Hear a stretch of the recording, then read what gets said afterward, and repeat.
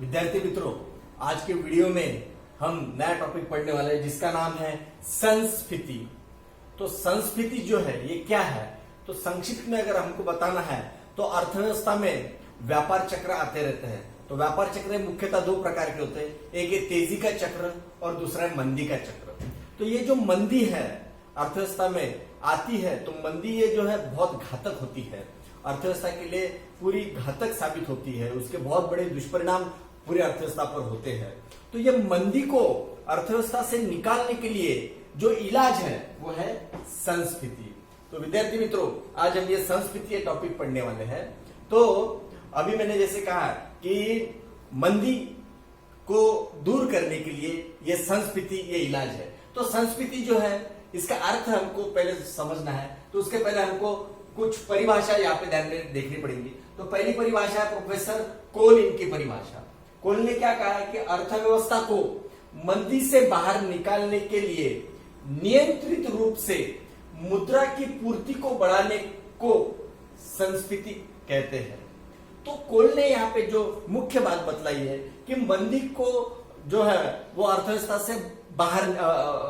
से मंदी को बाहर निकालना है, उसके लिए ये शब्द बहुत महत्वपूर्ण है। नियंत्रित रूप से क्या बढ़ाना है, मुद्रा की पूर्ति को बढ़ाना है। इसका मतलब अर्थव्यवस्था में मुद्रा की पूर्ति बढ़ाना है, इसका मतलब मुद्रा बढ़ाना है, पैसा बढ़ाना है। तो पैसा तो बढ़ाना है, लेकिन पैसा कैसे बढ़ाना है, नियंत्रित रूप से बढ़ाना है। तो नियंत्रित रूप से पैसा कौन बढ़ाएगा, तो इसका जो है वो सरकार जो है वो सरकार नियंत्रित रूप से जो है वो मुद्रा या पैसा अर्थव्यवस्था में बढ़ाती है। तो नियंत्रित रूप से अगर मुद्रा की पूर्ति बढ़ती है तो उसे संस्फीति कहते हैं, ऐसा प्रोफेसर कोलिन ने कहा है। अब हम आगे बढ़ेंगे। जब आर्थिक मंदी आती है, अगर अर्थव्यवस्था में आर्थिक मंदी आती है और उस मंदी को दूर करने के लिए सरकार मुद्रा का विस्तार करती है। मुद्रा का विस्तार यानी पैसे का प्रमाण बढ़ाती है, अर्थव्यवस्था में पैसा बढ़ता है। तो ये कौन बढ़ाता है, सरकार। सरकार जब मुद्रा का विस्तार करती है तो इसका परिणाम क्या होगा, तो जिसके कारण वस्तु और सेवा की कीमतें जो है वो बढ़ने लगती है। तो उस स्थिति को मुद्रा संस्फीति कहा जाता है। तो यहाँ पर हमने क्या देखा है कि सरकार जो है मुद्रा का विस्तार करती है। मुद्रा का विस्तार यानी पैसा अर्थव्यवस्था में बढ़ाती है। तो पैसा अगर बढ़ता है तो वस्तु और सेवा की कीमतें जो है वो अपने आप धीरे धीरे बढ़ती है। तो उस स्थिति को मुद्रा संस्फीति कहा जाता है। अब हमने सारांश में अगर मुद्रा संस्फीति क्या है, तो मंदी की अवस्था को दूर करने का इलाज जो है वो संस्फीति है। तो संस्फीति जो है वो मंदी जो है दूर करने का ये सबसे अच्छा तरीका या साधन है। अब हम संस्फीति जो है अगर संक्षिप्त में हमको कहना है तो संस्फीति में क्या होता है, तो संस्फीति में मुद्रा या पैसा अर्थव्यवस्था में बढ़ाना होता है और वस्तु की कीमतें भी बढ़ानी होती है। परंतु मुद्रा और वस्तु की कीमतें ये दोनों बढ़ाना है, लेकिन बढ़ाना कैसा है, नियंत्रित रूप से बढ़ाना है, एकदम बढ़ाना नहीं है। अगर एकदम बढ़ गया मुद्रा और वस्तु की कीमतें अगर एकदम बढ़ गई तो अर्थव्यवस्था में मुद्रास्फीति या तेजी आ सकती है। तो हमको तेजी लाना नहीं है, अर्थव्यवस्था में ऑलरेडी मंदी है, मंदी से अर्थव्यवस्था को निकालकर डायरेक्ट तेजी में जाना नहीं है या तेजी लाना नहीं है। तो क्या करना है, अर्थव्यवस्था को मंदी से निकालना है और निकालने के लिए नियंत्रित रूप से मुद्रा या पैसा अर्थव्यवस्था में बढ़ाना है और वस्तु की कीमतें भी हमको बढ़ाना है। अब ये जो मुद्रास्फीति और संस्फीति जो है वो लगभग एक जैसी दिखाई देती है। एक जैसी क्यों, क्योंकि मुद्रास्फीति में भी अर्थव्यवस्था में पैसा बढ़ता है तो संस्फीति में भी पैसा बढ़ता है। मुद्रास्फीति में जो है वस्तु की कीमतें बढ़ती है तो संस्फीति में भी वस्तु की कीमतें बढ़ती है। तो ऐसा लगता है कि मुद्रास्फीति और संस्फीति जो है वो लगभग एक जैसी है, ऐसा लगता है, परंतु फर्क क्या है ये ध्यान से सुनिए।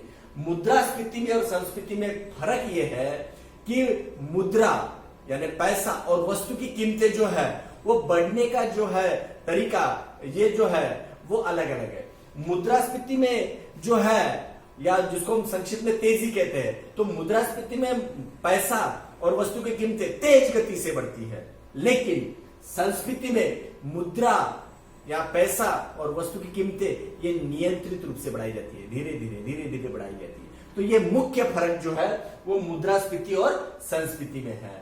लेकिन हमको ऐसा लगता है कि मुद्रास्फीति और संस्फीति तो एक जैसी है, लेकिन एक जैसी नहीं है। संस्फीति जो है वो क्या है? संस्फीति मंदी की अवस्था को दूर करने का इलाज है। अब हम आगे बढ़ेंगे कि संस्फीति जो है वो संस्फीति ये साधन है मंदी को दूर करने का। तो ये संस्फीति के साधन का इस्तेमाल कौन करती है? तो वो सरकार करती है। तो सरकार जो है अगर संस्फीति की नीति को अमल में लाना है तो सरकार कौन से साधनों का इस्तेमाल करती है ताकि अर्थव्यवस्था से मंदी दूर हो जा सके। तो अर्थव्यवस्था से मंदी को दूर भगाने के लिए जो है वो सरकार जो है वो संस्फीति के कुछ साधनों का इस्तेमाल करती है, जिसमें से पहला साधन है अर्थव्यवस्था में मुद्रा का परिमाण या पैसा नियंत्रित रूप से बढ़ाना। ये पहला साधन है। अर्थव्यवस्था में अब मंदी की अवस्था में क्या होता है? अगर अर्थव्यवस्था में मंदी आई तो मंदी में क्या होता है? पैसे का प्रमाण या जो मुद्रा जो है वो कम हो जाती है। अब हमको मंदी को भगाना है तो अर्थव्यवस्था में क्या करना पड़ेगा? हमको मुद्रा का परिमाण बढ़ाना पड़ेगा, अर्थात पैसा बढ़ाना पड़ेगा। लेकिन पैसा तो बढ़ाना है, लेकिन वो बढ़ाना कैसा है? नियंत्रित रूप से, धीरे धीरे धीरे अर्थव्यवस्था में पैसा बढ़ाना है। तो उसको कहते हैं नियंत्रित रूप से पैसा बढ़ाना। ये पहला जो साधन है सरकार का है। तो सरकार अर्थव्यवस्था में नियंत्रित रूप से पैसा बढ़ाती है। दूसरा है बैंकों ने साख अथवा कर्ज ज्यादा बांटना है। अब हमने देखा कि बैंकों की जो साख संदर्भ की नीति जो है वो केंद्रीय बैंक बनाती है। तो केंद्रीय बैंक क्या करती है कि अर्थव्यवस्था से मंदी को भगाना है। संस्फीति के अंतर्गत क्या करती है कि जो केंद्रीय बैंक है वो बैंकों को कहती है कि आप साख ज्यादा बांटो।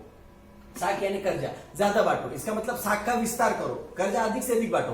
तो क्या होगा? कर्जा अगर ज्यादा बांटेंगे बैंक तो लोग कर्जा लेंगे, लोगों के पास कर्जा लेने के बाद में कर्ज का पैसा लोगों के पास आएगा। तो पैसा अगर लोगों के पास आ गया तो अर्थव्यवस्था में पैसे का प्रमाण बढ़ गया। और संस्फीति में हमको क्या करना है? अर्थव्यवस्था में पैसे का प्रमाण ही बढ़ाना है। तो बैंकों ने अगर साख अथवा कर्ज अगर ज्यादा बांटा तो लोगों के पास पैसा आएगा, पैसा आएगा तो लोगों की क्रय शक्ति, खरीदने की वस्तु की खरीदने की शक्ति बढ़ जाएगी, शक्ति बढ़ जाएंगी तो जो है वस्तु के जो है धीरे धीरे कीमतें भी बढ़ेगी। तो ये जो दूसरा साधन है बैंकों ने कर्जा ज्यादा बांटना चाहिए। तीसरा है सार्वजनिक खर्च में वृद्धि करना। तो सार्वजनिक खर्च, इसका अर्थ सरकार द्वारा किया गया खर्च। तो सरकार ने क्या करना है कि सार्वजनिक खर्च में वृद्धि करनी है, इसका मतलब सार्वजनिक खर्च ज्यादा करना है। तो इसका फायदा क्या होगा कि सार्वजनिक खर्च अगर ज्यादा करेंगे सरकार तो कैसे करेंगे? तो सरकार जो है अलग अलग योजनाएं बनाएगी और अलग अलग योजना बनाकर उस योजना के ऊपर खर्च करेंगी पैसा। तो योजनाओं के माध्यम से जो है जो जनता को जो है वो क्या मिलेगा कि योजना के माध्यम से लोगों को रोजगार मिलेगा, रोजगार मिलेगा तो लोगों को आय मिलेंगी, पैसा मिलेगा, धीरे धीरे लोगों के पास का पैसा बढ़ेगा। तो पैसा ये जो है लोगों के पास का पैसा बढ़ाने के लिए सार्वजनिक खर्च में सरकार को वृद्धि करनी पड़ेगी, सार्वजनिक खर्च ज्यादा करना पड़ेगा ताकि लोगों के रोजगार मिलेगा और लोगों को रोजगार मिलेगा तो लोगों को पैसा मिलेगा, लोगों के पास का धीरे धीरे पैसा बढ़ेगा। तो ये जो है सार्वजनिक खर्च में वृद्धि करना, ये तीसरा साधन है। चौथा है सार्वजनिक कर्ज का भुगतान करना। सार्वजनिक कर्ज यानी सरकार ने लिया हुआ कर्ज। तो सरकार को जब आवश्यकता होती है तो सरकार क्या करती है? कर्ज लेती है। तो सरकार कर्ज देश की जनता से भी लेती है। तो सरकार ने जो सार्वजनिक कर्ज लिया है देश की जनता से, तो अब ये कर्ज का भुगतान करो। इसका मतलब सरकार को जो है, सरकार ने जो लोगों से कर्ज लिया है पैसा के रूप से, वो सरकार जो है वो लोगों को कर्ज लौटा देगी। कर्ज लौटाएगी तो लोगों के पास कर्ज का पैसा आएगा जो सरकार को लोगों ने कर्ज दिया था। अब सरकार उसका क्या कर रही है? भुगतान कर रही है, चुका रही है। तो लोग जो है लोगों के पास अब पैसा आएगा, लोगों के पास पैसा अगर आता है तो लोगों के पास का पैसा बढ़ता है, धीरे धीरे अर्थव्यवस्था का पैसा भी बढ़ेगा। तो मुद्रा या जो पैसा बढ़ाना अगर है और अर्थव्यवस्था को मंदी जो है अर्थव्यवस्था में आई वो भगाना है, उसके लिए साधन है सार्वजनिक कर्ज का भुगतान करना, जिससे लोगों के पास जो है पैसा बढ़ जाएगा। और पांचवा है अपने देश की मुद्रा का मूल्य विदेशी चलन की तुलना में कम करना, जिसे कहते हैं मुद्रा का अवमूल्यन करना। मुद्रा का अवमूल्यन करना, इसका अर्थ ये है कि अपना जो देश का चलन है, जैसे अपने देश का चलन है रुपया, तो अपने रुपए का जो मूल्य है वो क्या करो? कम करो। किसकी तुलना में? विदेशी चलन की तुलना में। यहाँ पे उदाहरण देना चाहूंगा कि हमारे भारत देश का जो चलन है रुपया, अमेरिका का चलन है डॉलर। तो हमारा जो रुपया का चलन जो है, वो चलन जो रुपया है उसका जो मूल्य है वो क्या करो, कम करो, ताकि क्या होगा, विदेशी जो मुद्रा है डॉलर का मूल्य जो है वो बढ़ जाएगा और हमारे रुपए का जो मूल्य है, कीमत, वो कम हो जाएंगे। उससे क्या होगा कि ये इसको कहते हैं अवमूल्यन, मुद्रा का अवमूल्यन। तो इससे क्या होगा कि हमारे देश का जो है वो हमारे देश की जो वस्तुएं सस्ती होंगी तो हम जो है वो दूसरे देश को हमारी वस्तु निर्यात करेंगे। निर्यात करने से क्या होगा कि हमारी निर्यात बढ़ेगी, तो निर्यात से पैसे हमारे को मिलते हैं। तो निर्यात से अगर पैसे मिलेंगे तो अपने आप ही अर्थव्यवस्था में जो है पैसे का प्रमाण बढ़ जाएगा। और हमको यही करना है कि संस्कृति में धीरे धीरे पैसा जो है वो अर्थव्यवस्था में बढ़ाना है। तो पैसा कैसे बढ़ेगा, तो निर्यात ज्यादा होंगी तो निर्यात के पैसे मिलेंगे और धीरे धीरे हमारे अर्थव्यवस्था में पैसा बढ़ेगा। तो उसके लिए हमको मुद्रा का अवमूल्यन करना पड़ेगा। ये 5वां साधन है। और 6वां साधन है करों के दरों में कमी करना। अब अर्थव्यवस्था में मंदी आई है, मंदी को भगाना है, दूर करना है। तो सरकार ने ये जो सरकार जो कर जो है कर लगाती है व्यक्ति के आय पर और वस्तु के उत्पादन पर, तो सरकार ने ये करों का दर जो है वो कम करना चाहिए। कम करने से क्या होगा कि देश के जो जनता है वो सरकार को जो कर देती है, इनकम टैक्स जो आयकर कहते हैं, तो इनकम टैक्स का जो कर का जो प्रमाण है वो अगर कम कर दिया तो लोगों को कम पैसा सरकार को कर के रूप में देना पड़ेगा। इसलिए इसका अर्थ क्या हो गया कि लोगों के पास जो है पैसा ज्यादा रहेगा। पहले क्या होता था, करों का प्रमाण ज्यादा था तो ज्यादा कर सरकार को देना पड़ता था, तो ज्यादा पैसे सरकार को कर के रूप में देने पड़ते थे। अब सरकार ने क्या किया, करों का दर कम कर दिया, तो अब क्या होगा कि सरकार को पैसे कम देने पड़ेंगे और देश की जनता के पास पैसे ज्यादा रहेंगे। तो पैसे ज्यादा रहेंगे तो सरकार जो देश की जनता की क्रय शक्ति है वस्तु खरीदने की वो बढ़ जाएगी। सरकार लोगों के पास पैसा ज्यादा बचा रहेगा तो अर्थव्यवस्था में फिर ज्यादा पैसा रहेगा। तो ये जो 6वां कारण है, करों के दर जो है वो करों के दरों का प्रमाण कम करना चाहिए। उत्पादन कर है जो वस्तु के ऊपर लगाया जाता है, वस्तु के उत्पादन के उसका भी अगर कर जो है वो कम कर दिया तो वस्तु जो है वो करों का दर कम करने से अधिक उत्पादन जो है वो जो है लोग करेंगे। उद्योग ज्यादा से ज्यादा उत्पादन करेंगे तो लोगों को रोजगार ज्यादा मिलेगा, लोगों को रोजगार मिलेगा तो लोगों को आय मिलेगी, धीरे धीरे अर्थव्यवस्था में पैसा बढ़ेगा। तो ये जो 6वां साधन है करों का दर जो है वो कम करना, ये सरकार साधन इस्तेमाल कर सकती है। तो संस्कृति को अगर अमल में लाना है तो सरकार जो है वो ये इन 6 साधनों का इस्तेमाल करके सरकार जो है संस्कृति जो है वो साधन का इस्तेमाल करती है, जिससे कि अर्थव्यवस्था में जो आई हुई जो मंदी है वो मंदी को दूर कर सके या अर्थव्यवस्था को मंदी से भगाने के लिए ये जो है सरकार इन संस्कृति के साधनों का इस्तेमाल कर सकती है।